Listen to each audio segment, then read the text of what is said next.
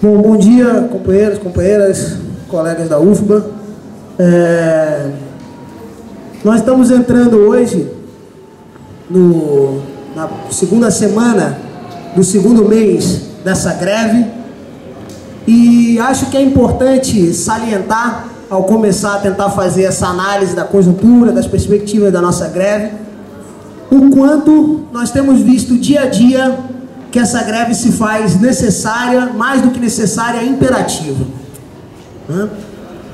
Quando desencadeamos o nosso movimento, tínhamos a percepção de que a universidade pública sofreria, por conta da diretriz apresentada pelo governo desde o começo desse ano, de cortes orçamentários, de ajustamento fiscal, um profundo processo de precarização que colocaria em risco não apenas aquilo que consolidamos, o processo de expansão dos últimos anos, mas também nossas perspectivas e nosso projeto de universidade. Infelizmente para nós, essa percepção que vinha em conjunto com a percepção de diversos e sistemáticos ataques aos direitos dos trabalhadores tomados como opção nesse momento, só fez, nesses últimos meses, se aprofundar. Nessa semana em que estamos aqui reunidos em assembleia para discutir a continuidade e os rumos do nosso movimento, fomos, por exemplo, surpreendidos com duas soluções cuja gravidade e a dimensão nos dão um pouco a medida da situação em que nos encontramos. De um lado, quando observamos a situação geral dos trabalhadores, percebemos que o governo, como aqui informaram os companheiros que estiveram em Brasília essa semana, mantém em relação ao serviço público a noção de que nós devemos aceitar cortes salariais, porque é disso que se trata na prática, quando admitimos que ao longo dos próximos 4 anos o que o governo propõe é que nem sequer a reposição da perda inflacionária tenhamos.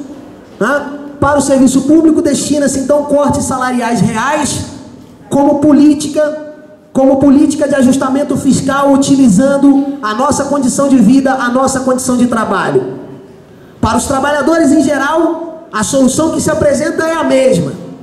Nessa semana o governo anunciou um plano de permanência no emprego, que bem melhor deveria ser chamado de plano de indecência com relação ao emprego.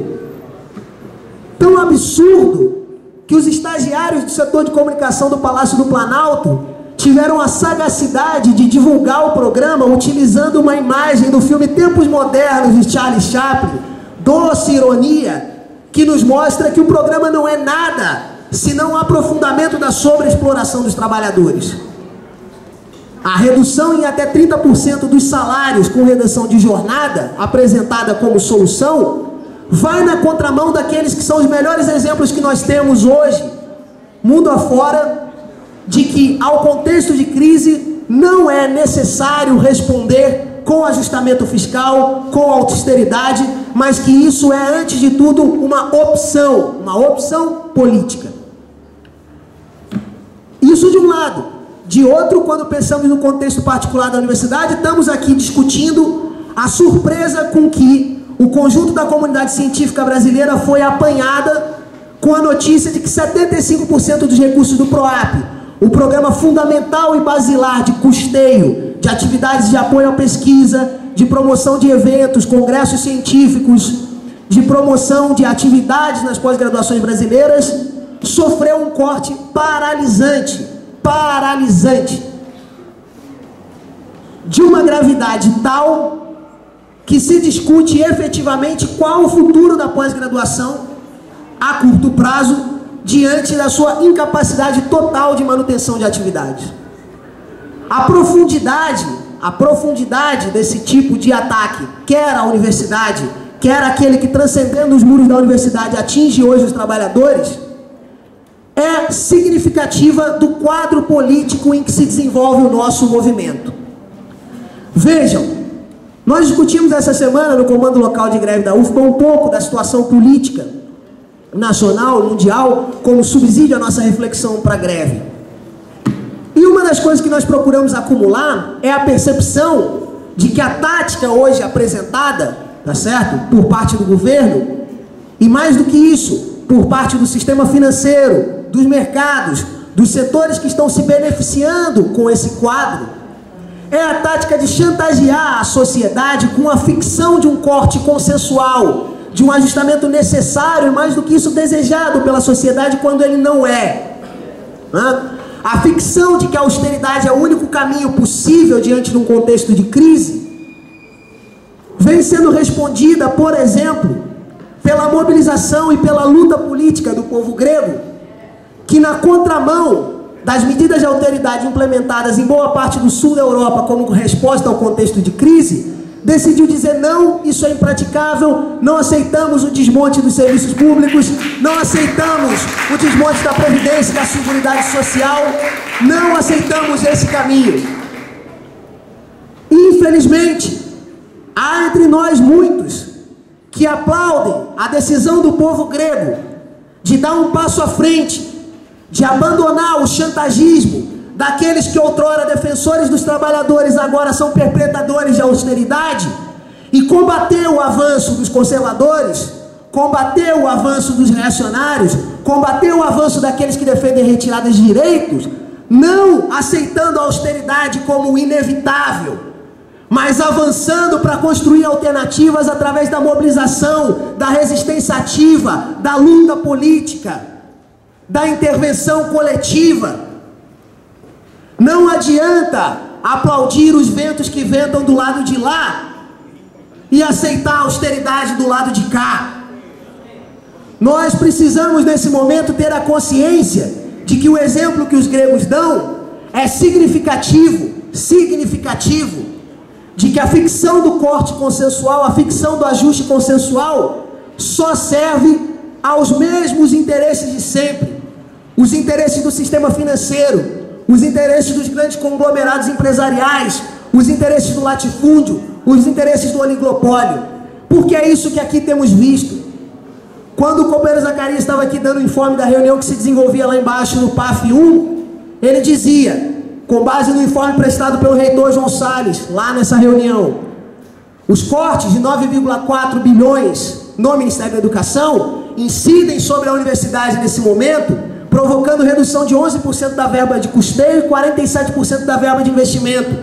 Mas o próprio Ministério disse aos reitores, quando se reuniu individualmente com cada um deles, mas aos programas, e os programas devem ser tratados com cada secretaria. E nessa esteira é que nós vimos a redução de 75% do PROAP, a redução drástica, a paralisia do PIBID, do PAFOR. Agora foi anunciado um corte de quase 90% no orçamento da CEP-CECADI relativo ao projeto da Universidade Aberta do Brasil. Corte, ajustamento.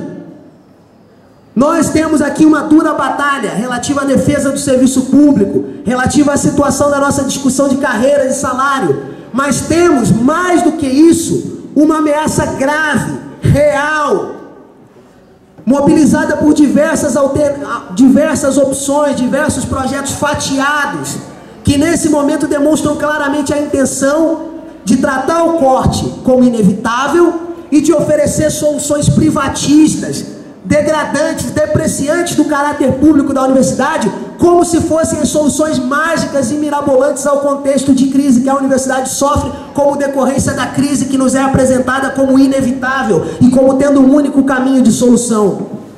É assim, por exemplo, que continua em pauta a discussão sobre as organizações sociais, sobretudo na pós-graduação, associada à tramitação da PEC 395, para a qual nós já alertamos aqui, que constitucionalizará a cobrança de taxa em níveis não regulares de ensino e que, portanto, abrirá precedente jurídico para a cobrança de taxas dentro da universidade. Assim também segue em tramitação o projeto 2177, que cria a figura do professor, do pesquisador público e que viabiliza as parcerias públicos-privadas que farão um caminho curto para a implementação das organizações sociais na universidade. É o mesmo receituário, é o receituário vendido como inevitável aos trabalhadores de Portugal, da Espanha, da Grécia, no período agudo da crise.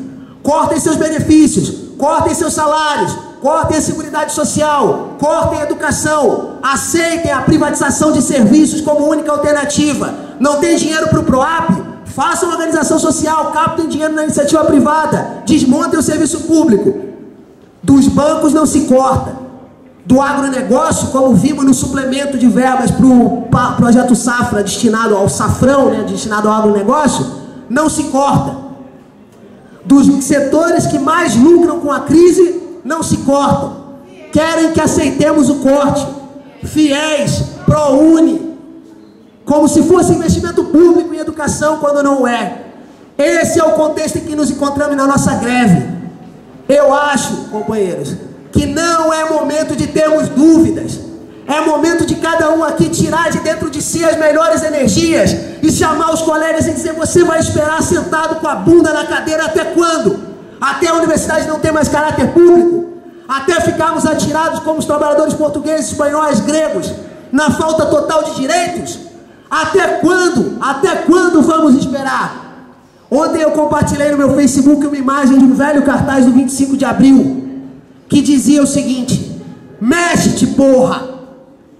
A dureza do momento, ao peso do momento, só podemos contrapor a leveza do movimento e daqueles que se movem. A greve precisa continuar fortalecida, precisamos avançar na luta, porque é na luta que nós vamos reverter esse quadro.